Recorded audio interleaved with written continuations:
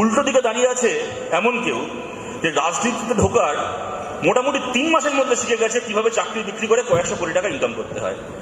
মুশকিলটা হচ্ছে এই যে কাগজে খবর হয় যে এত টাকা দিয়ে ফ্ল্যাট কিনেছে, কুন্তল শান্তনু এত টাকা দিয়েছিল, তাই দিয়ে সায়নী ঘোষ 3টে ফ্ল্যাট বানিয়েছে। মুশকিল হচ্ছে ওই চুরির টাকা দিয়ে তো খালি ফ্ল্যাট তৈরি হয় না, চুরির টাকা তো ভোটেও খরচা হয়। এই যে একটা সময় আমরা এসে পৌঁছেছি, এটা কেন হয়? আমি আপনাদের উদাহরণ দিচ্ছি, আপনাদেরও মনে থাকবে। একজন আমাদের কেন্দ্রের মন্ত্রী ছিলেন আমাদের রাজ্য থেকেই, বাবুল সুপ্রিয়। তিনি ঠিক করলেন দল পাল্টাবেন, অন্য একটা দলে যোগ দেবেন। এবার সাংবাদিকরা প্রশ্ন করছেন যে আপনি কেন দল পাল্টাচ্ছেন?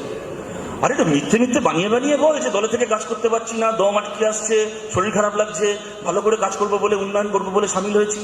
এটা মিথ্যে মিথ্যে বানিয়ে বানিয়ে দলের পক্ষে বলতে হয়। কি বলছে? সহজ প্রশ্ন, আপনি দল ছাড়লেন কেন? বলে মন্ত্রী ডাকেনি বলে। তাহলে আপনি ওই দলে ঢুকছেন কেন? বলছে এরা মন্ত্রী করবে বলেছে বলে। মানে কি সরল না? এবং চিন্তার বিষয়টা হচ্ছে যে আজকে একজন সাধারণ মানুষের একটা বড় অংশের কথাটা কানেও লাগছে না। আজ থেকে হয়তো 20 বছর আগে কি 22 বছর আগে কি হয়তো 15-16 বছর আগেও যে কেউ, আর যদি আমি দাঁড়িয়ে এই কথাটা বলতাম যে আমি এই দল ছেড়ে ওই দলে যাচ্ছি, আমার এমএলএ হতে সুবিধা হবে বলে, কি এমপি হতে সুবিধা হবে বলে, ওই দিন আমার সমাজ ছেড়ে দিন হয়তো আমার পরিবার আমাকে পরিত্যাগ করতো। কিন্তু আজকে দাঁড়িয়ে এই কথাটা নির্দ্বিধায় বলা যায় যে আমি মন্ত্রী থাকিনি বলে দল ছাড়ছি, মন্ত্রী হবো বলে আর একটা দলে যাচ্ছি। তার কারণটা যিনি বলছেন তিনিও জানেন যে আমার এই কথাটা হয়তো খুব একটা অস্বাভাবিক কথা নয়, কথাটা হয়তো খুব একটা কানে লাগার মতো কথা নয়। এই কথাটারও একটা গ্রহণযোগ্যতা সমাজে তৈরি হয়ে গেছে। এমত অবস্থায় আমরা যাবোটা কোথায়, আমরা করবোটা কি? আমি আমার কথাকে আমি এটা বলেই শেষ করছি, আমার খুব সীমাবদ্ধ চিন্তার জায়গা থেকে। এখানে সুভাষদাকে নিয়ে আজকে আপনারা সবাই মিলিত হয়েছেন। আপনাদের তুলনায় আমরা সুভাষ চক্রবর্তীকে নিয়ে স্মৃতি সেই অর্থে প্রায় নেই বললেই চলে। আমরা যখন এসএফআই করি অনেক দূর থেকে সুভাষদাকে কিছুটা দেখেছিলাম, সরাসরি ওনার সাথে কাজ করার বা কাছ থেকে ওনাকে দেখার সুযোগও আমার ব্যক্তিগতভাবে কখনো হয়নি। কিন্তু আমরা ওই সময় আমাদের কাছে স্বাভাবিকভাবে আপনারা আন্দাজ করতে পারেন সুভাষদা অত্যন্ত আকর্ষণীয় একজন নেতা ছিলেন, এবং সুভাষদা তো একজন স্ট্রিট ফাইটার ছিলেন, যাকে বলে একদম অ্যাকশন হিরো ছিলেন। হাতে করে যারা ছাত্র আন্দোলনকে ওই খারাপ সময় দাঁড়িয়ে বুক চিতিয়ে লড়াই করেছেন। তার পাশাপাশি সুভাষদার লেখা পড়াটা আমাদের কাছে একটা অত্যন্ত কৌতূহলের আগ্রহের বিষয় ছিল। সুমনদা ওনার যে ইন্টারভিউটার কথা বললেন আজকে, সত্যি সত্যি আজকের তারিখে শুনলে বোঝা যায় 2001 সালে একজন মানুষ এমন অনেক কথা বলেছিলেন, তখন অনেকের কানে লেগেছিল। আজকে হয়তো শুনলে মনে হয় যে এই কথাগুলো সেই সময় আরেকটু গুরুত্ব দেওয়া দরকার ছিল। এইবার আমি কথাটা এই কারণে বলছি, সুভাষদার একটা লেখা আমার মনে আছে, ওই সময় ছাত্র সংগ্রামেই বোধহয় বেরিয়েছিল। ওখানে উনি একটা কথা লিখেছিলেন যে কোনো জমি কোনোদিন খালি থাকে না।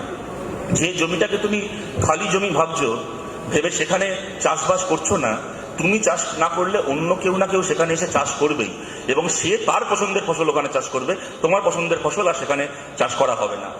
অতএব এই যে লড়াই যে আমরা লড়ছি, এইটা শুধুমাত্র একটা রাজনৈতিক লড়াই নয়, এটা একটা বিকল্প সামাজিক সাংস্কৃতিক লড়াই যা আমরা লড়ছি।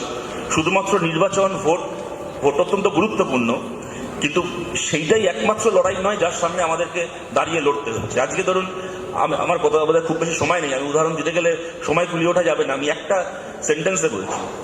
ধরুন যাদবপুরের লোকসভা কেন্দ্রে আমাদের এবার লড়াই, কদিন আগে লড়াই হলো, সৃজন আমাদের প্রার্থী ছিল, শ্রীরামপুরে দীক্ষিত আমাদের প্রার্থী ছিল। আমাদের অতি বড় বিরোধী বলবে যে এদের মতো এরকম ছেলে মেয়ে হয় না। কিন্তু মুশকিলটা কি, আজকে ভালো ছেলে মেয়ে সবাই বলছে, দেখছে সবকিছু।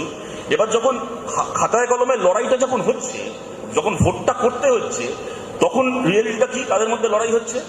একটি ছেলে সে যাদবপুর ইউনিভার্সিটি থেকে মাস্টার ডিগ্রি করে, কি একটি মেয়ে সে জওয়াহরলাল নেহরু ইউনিভার্সিটি থেকে পড়াশোনা করে, বামপন্থী আন্দোলনের সুদিনে নয়, বামপন্থী আন্দোলনের সবচেয়ে খারাপ সময় বামপন্থী আন্দোলন করতে এসছে, সর্বক্ষণের রাজনীতি করতে এসছে।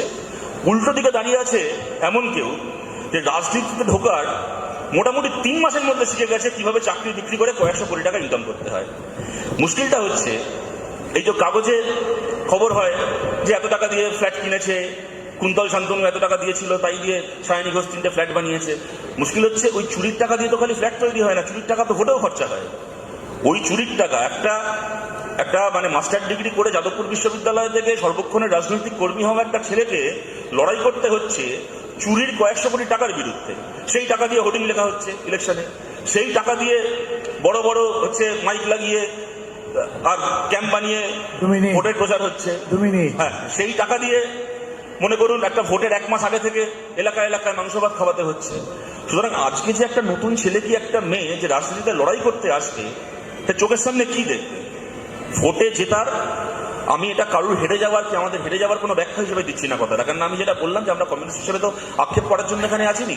এখান থেকে আমাদেরকে কিভাবে সামনে এগোতে হবে সেটাকে নির্ধারিত করাটাই আমাদের কাজ। কিন্তু আমি এই কথাটা এই কারণে বলছি যে আজকে তাহলে জিতবেটাকে, এই ব্যবস্থায় এই পরিসরে লড়াইটা জিতবেটাকে, আপনার মূল্যবোধ, আপনার আদর্শবোধ সব একদিকে, আর কয়েকশো কোটি টাকা চুরির টাকার যোগান, অসৎ পথে অর্জন করা টাকার যোগান আর একদিকে। এই লড়াইয়ে বা জিতবেটাকে, এই লড়াইয়ে মূল্যবোধ তখন জিতবে যখন রাজনৈতিক নয়, সামাজিক সাংস্কৃতিকভাবে একটা মূল্যবোধ প্রতিষ্ঠিত হবে। আমার কথাকে আমি শেষ করছি এটা বলে, শ্যামলদার একটা লেখার কথা পলাশদা এখানে কোট করলো, ডানায় মানুষের গন্ধ, সুভাষদা মারা যাওয়ার পরে লিখেছিলেন। আর একটা লেখা সুভাষদা মারা যাওয়ার পরে শ্যামলদা লিখেছিলেন, লেখাটার নাম ছিল সুভাষ বন্ধু আমার।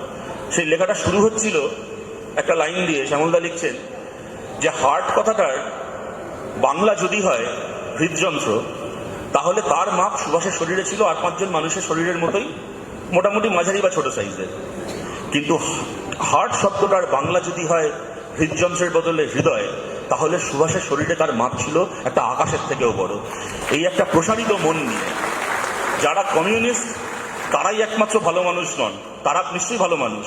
যারা বামপন্থী তারাই একমাত্র ভালো মানুষ নয়, কমিউনিস্টদের বাইরেও আরো বহু মানুষ আছেন সমাজে যারা ভালো মানুষ, যারা প্রগতিশীল মানুষ, যারা সঠিক মূল্যবোধের মানুষ। এই সমস্ত মানুষের সঙ্গে আকাশের চেয়ে বড় হৃদয় নিয়ে বন্ধুরা স্থাপন করে যদি একটা নতুন মূল্যবোধ, কাজটা খুব একটা সহজ নয়, কিন্তু সাংস্কৃতিক সামাজিক যাবতীয় লড়াই করে একটা নতুন মূল্যবোধের একটা জমি কর্ষণ আমরা করতে পারি, নিশ্চয়ই সেই মূল্যবোধের জমিতে মূল্যবোধের রাজনীতি সোনার ফসলও ফলবে। অনেক ধন্যবাদ। সুভাষদার অমলিন স্মৃতির প্রতি আমার লাখো লাভ।